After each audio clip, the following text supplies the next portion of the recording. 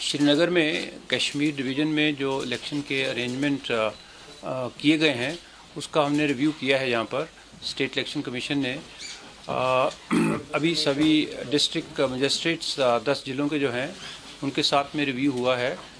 मैं आपको ये बताना चाहूँगा कि इलेक्शन को कंडक्ट करने के लिए फर्स्ट फेज़ जिसकी तारीख 28 नवंबर है, सेकंड फेज़, थर्ड फेज़ और 8 फेजेज़ में जो इलेक्शन हो रही है, इसके लिए जितने भी इंतज़ाम हमको करने हैं वो सारे डिस्ट्रिक्ट एडमिनिस्ट्रेशन ने और डिवीज़नल एडमिनिस्ट्रेशन ने ऑलरेडी किए हैं। हमारे पास इलेक्शन को सिक्योर करने के लिए पूरी जम्मू कश्मीर की जो पुलिस एडमिनिस्ट्रेशन है उन्होंने पूरे अपने रिसोर्सेज डिप्लॉय किए हैं। साथ में पुलिस फोर्स को असेस करके central paramilitary forces Jammu Kashmir में आई हैं और adequate number of police forces are available for dealing with the situation and providing security in all the districts of the Kashmir province.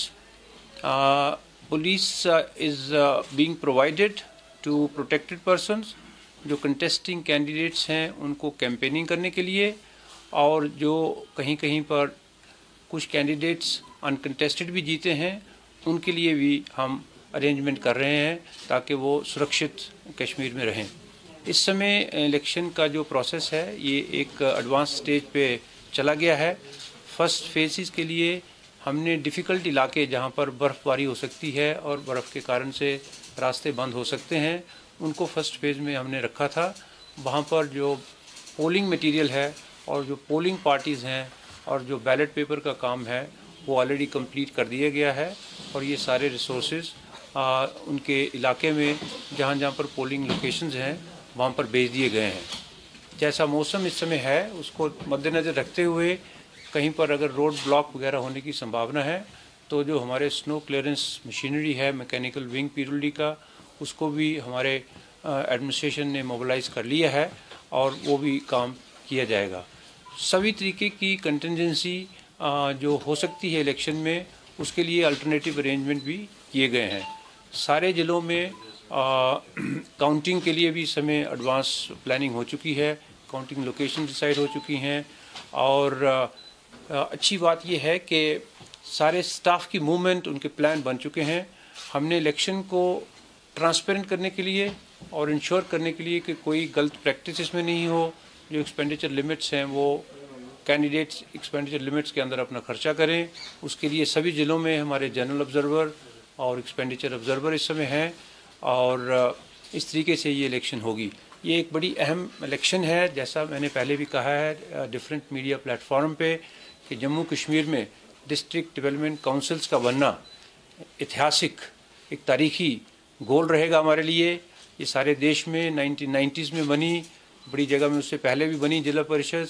Jammu Kashmir में 2020 की जनरल इलेक्शन 20 डिस्ट्रिक्ट में होना और पार्टी बेसिस के ऊपर होना, सारी पॉलिटिकल पार्टीज़ कैंडिडेट्स जो इसमें अपनी नॉमिनेशन भर रहे हैं उनके नंबर बहुत ज़्यादा है। इसका मतलब लोग और जो हमारे सिटीजन्स हैं वो इलेक्शन में पार्टिसिपेट करना चाहते हैं। जैसे ही डेमोक्रेसी स्ट्रेंथन होती है और एज स्टेट इलेक्शन कमिश्नर हम इसमें पूरे एंगेज्ड हैं to make sure that election is held properly. किसी भी कैंडिडेट को अगर कैंपेनिंग में कोई डिफ़िकल्टी है, हमने रिव्यू किया है, एडमिनिस्ट्रेशन और पुलिस सबको अपनी कॉन्स्टिट्यूंसीज़ में भिजवा रहे हैं। सिक्योरिटी को मद्देनज़र रखते हुए कई बार ये इम्पॉर्टेंट हो जाता है कि उसका जो कैंडिडेट का विज़िट है अपनी कॉन्स्टिट्यूंसी में उसके लिए एडवांस प्लानिंग करी जाए ताकि उसकी लाइफ को रिस्क नहीं होना चाहिए। Human life is very precious, it needs to be protected, but at the same time the police has been given directions and instructions by me in the review yesterday and today that they will make the security arrangements and make sure that जो भी candidate किसी area में campaigning के लिए जाना चाहता है वो कैंपेनिंग के लिए जाएगा। सो जैसा हमने कहा कि ये 8 फेज़ इलेक्शन है, 28 नवंबर को पहला फेज़ होगा इसका और 19 दिसंबर को इसका लास्ट फेज़ होगा और 22 दिसंबर को जम्मू कश्मीर में जो डिस्ट्रिक्ट लेवल बॉडीज़ हैं उनकी काउंटिंग होगी। साथ ही साथ में जैसा आपको मालूम है कि जो हल्का पंचायत सरपंच की वैकेंसी हैं, बाई इलेक्शन, उनकी भी इलेक्शन हो रही है, और अर्बन लोकल बॉडीज़ की भी इलेक्शन, जहाँ जहाँ पर बाई इलेक्शन की वैकेंसीज़ हैं वहाँ पर ये इलेक्शन हो रही हैं। Thank you very much. So candidates of various parties, especially the People's Alliance, have been complaining of having adequate security and being holed up in certain cluster accommodations, and thereby leading them to not to campaign, freely. What do you have to say to that? And Farooq Abdullah has also shot a letter to you. After it came in the media कि candidates कुछ parties के cluster accommodation में हैं और उनको difficulty आ रही है campaigning करने के लिए, ये सारी आज मैंने चर्चा करी है सभी डिस्ट्रिक्ट के साथ में।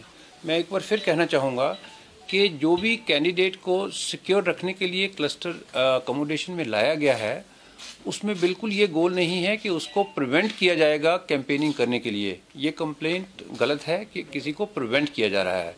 मैं अभी भी सभी कैंडिडेट से कहना चाहूँगा, सभी पॉलिटिकल पार्टीज से, कि स्टेट इलेक्शन कमीशन का लक्ष्य और गोल ये है कि इलेक्शन सेफ हो, और कोई भी कैंडिडेट या कोई भी लीडर जो कैंपेनिंग करने जाना चाहता है, और अगर उनको कहीं पर जाने में डिफ़िकल्टी आ रही है, ये डिफ़िकल्टी सिर्फ सिक्योरिटी रिलेटेड हो सकती है, और सिक्योरिटी रिलेटेड का मतलब ये नहीं है कि वो जाएंगे नहीं। तो इसलिए आप फ़ोन के ऊपर, व्हाट्सएप के ऊपर में एसएसपी को, डीसी को, और ज़रूरत पड़ती है तो मुझे ये नोटिस में लाएं, और हम इमीडिएटली पुलिस के एसएसपी को और डीसी को इंस्ट्रक्शन देंगे कि या वो कैंडिडेट है पॉलिटिकल पार्टी का, या इंडिपेंडेंट कैंडिडेट है, या फिर वो कोई स्टार कैंपेनर है, ये जो हमारी रजिस्टर्ड पॉलिटिकल पार्टीज़ हैं जम्मू कश्मीर में, जो इलेक्शन कमीशन ऑफ इंडिया से रिकॉग्नाइज्ड है नेशनल लेवल पे या स्टेट लेवल पे, उनको स्टार कैंपेनिंग लगाने का भी अधिकार है। इसके बारे में हमने पब्लिसिटी पहले भी करी थी। कुछ पार्टीज़ ने अभी तक स्टार कैंपेनर नहीं लगाए हैं।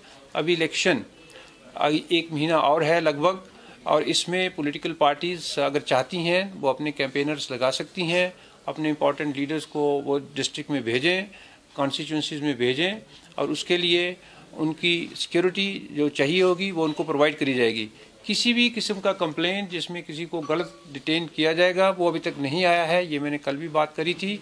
अगर ऐसा कोई केस है तो हमारे नोटिस में लाएं और हम उसको एड्रेस करेंगे। सर, हाल ही में जो है अधिक मात्रा में अधिक संख्या में सीआरपीएफ सुरक्षा बलों की 59 कंपनी ऐसा बुलाया गया यहाँ पे, क्या उनको डिप्यूट किया गया है अभी तक इस चुनाव के लिए, या अभी वो होने वाले?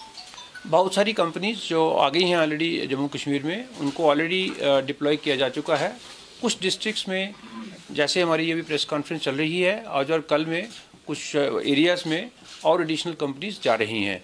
अभी हमारा कश्मीर प्रोविंस पर्टिकुलरली कुछ रिमोट एरियाज़ हैं, इसमें कुपवारा है और वो बांडीपुरा है। कुछ एरिया में पुलिस जो बाहर से आई है वो रास्ते में है, लेकिन उनके लिए अरेंजमेंट्स, उनके रहने का इंतज़ाम, उनका ये सब कर दिया गया है। जो हमारी ओवरऑल असेसमेंट है कि adequate, in fact very comfortable amount of police force from outside and inside the state is available.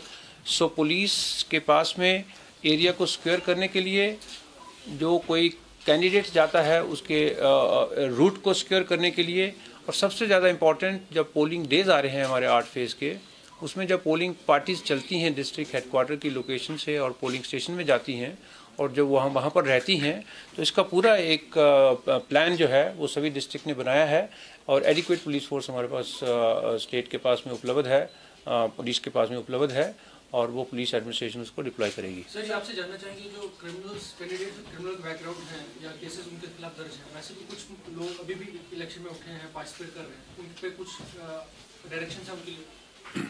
जो nomination form district development council का है या विलेज पंचायत का है, ये एक जो इलेक्शन कमीशन ऑफ इंडिया का फॉर्म है उसके बुनियाद के ऊपर ही बना हुआ है। ये पॉइंट किसी ने पहले भी उठाया था कुछ दिन पहले। अभी इसका केस भी एक सुप्रीम कोर्ट में पहुंचा। सुप्रीम कोर्ट ने कहा जो लॉ ऑफ लैंड है उसके मुताबिक ही नॉमिनेशन को भरा जाएगा।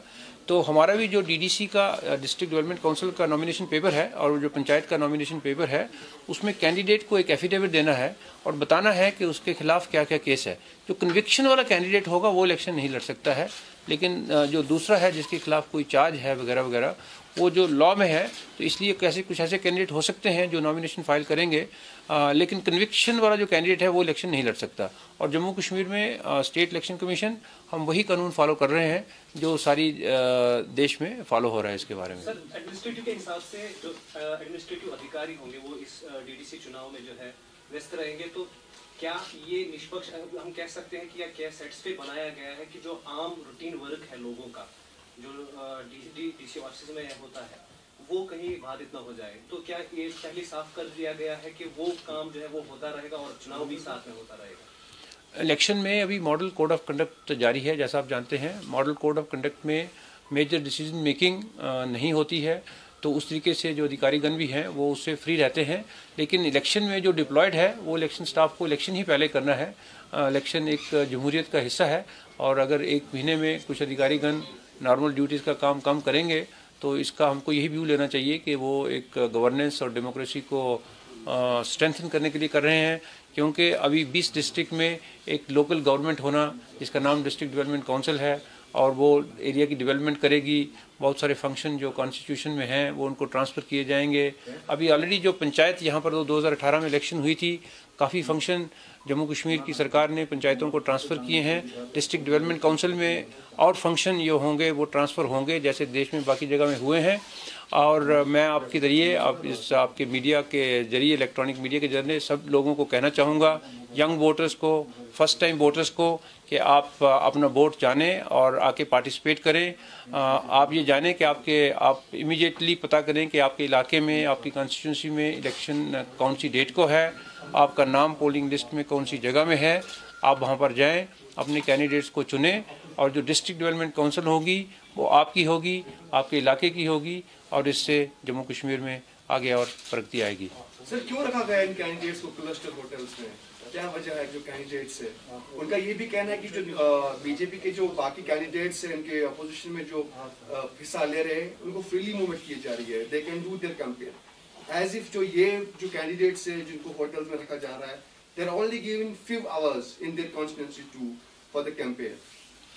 जैसा मैंने कहा कि अगर कोई कंप्लेंट इस किस्म का है, अभी तक मेरे पास एक अनंतनाग का कंप्लेंट आया था, वो हमने डीसी और एसएसपी अनंतनाग को दिया है। लेकिन ये जो क्लस्टर में कुछ लोगों को रखा गया है ये सिर्फ उनकी सिक्योरिटी के लिए है। लेकिन इमीडिएटली हर एक कैंडिडेट के लिए हर एक क्लस्टर लोकेशन में गाड़ियाँ प्रोवाइड करी गई हैं, व्हीकल्स प्रोवाइड करे गए हैं डिस्ट्रिक्ट एडमिनिस्ट्रेशन की तरफ से और पुलिस की तरफ से। जैसा आपको मालूम है कि कश्मीर में दो टाइप के व्यक्ति हैं। एक ऑलरेडी प्रोटेक्टेड पर्सन्स हैं, जो प्रोटेक्टेड पर्सन्स हैं वो अपनी सिक्योरिटी लेके चलते हैं। लेकिन जो नए कैंडिडेट्स मैदान में उतरे हैं इलेक्शन के सिलसिले में, जिनको पहले security as a protected person नहीं मिली थी, उनकी जीवन को, उनकी ज़िंदगी को सुरक्षित करना भी एक एडमिनिस्ट्रेशन का कार्य है। हमारी तरफ से ये क्लियर इंस्ट्रक्शंस है। और मैं फिर कहना चाहूँगा कि अगर कोई भी कैंडिडेट को कहीं अपने इलाके में जाने की दिक्कत आ रही है तो वो हमारे नोटिस में लाए, एसएसपी डीसी को।